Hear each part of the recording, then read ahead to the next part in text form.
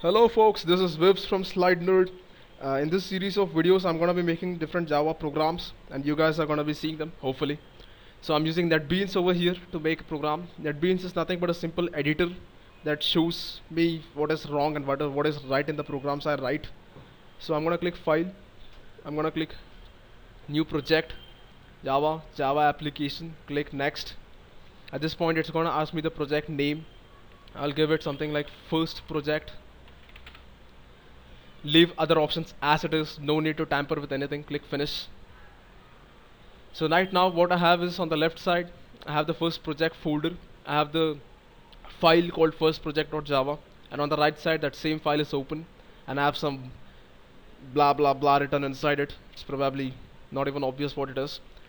The thing you need to remember guys is this: you see this something called main written over here.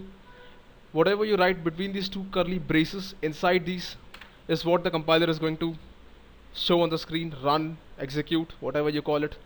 So what we need to do is, our program is very simple. We'll tell the user enter your name on the screen. The user will probably enter something like this and it will display this on the screen. That's all we need to do. So here is how I'm gonna do it. First I'm gonna tell the user enter your name. Now here's the funny thing, if this was English this would be over by now because what you see is what you get. But to translate this piece of text to appear on the screen, we need to write some standard instructions. So I'm gonna write system.out.println. Now you guys are probably wondering what this is. Here is the thing. This system.out.println is a piece of instruction, you can say, that converts your text like this, enter your name, into something that is seen on the screen. Now let me show you what it is. Click on file, click on save, go to run the file by pressing shift F6. You see this, enter your name. This is what the system.out.println stuff does. Take your text in, show it on the screen. So at this point we have asked the user to enter his name, but we have not taken the input from the user, or you can say what the user has entered or how the user will enter is not processed yet. So there is some steps to that. I'm gonna take another example kind of and get into this. Here is the thing, this is the program. The thing is this, you see the stuff on the left, this is your data. On the right, here's your user who's pouring stuff in the keyboard. This is you can take this tank like a keyboard. So the thing is this, we need to get stuff, these rocks, from the keyboard all the way inside your program. So we need a pipe for that, right? So this pipe needs to make a hole in the tank. This hole is called system.in in Java programming language. In short, you make a hole in the tank, connect the pipe to it, get the water flowing. That's how it goes.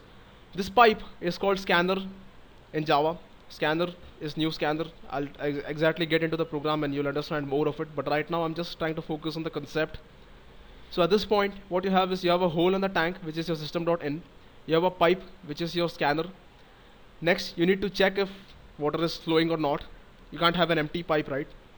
So you see scan.nextLine is gonna get the water, actual drop of water outside the pipe, and it's gonna throw it inside the program like this. So if you guys understood what this is at a high level, now let's exactly discuss how this goes in the program.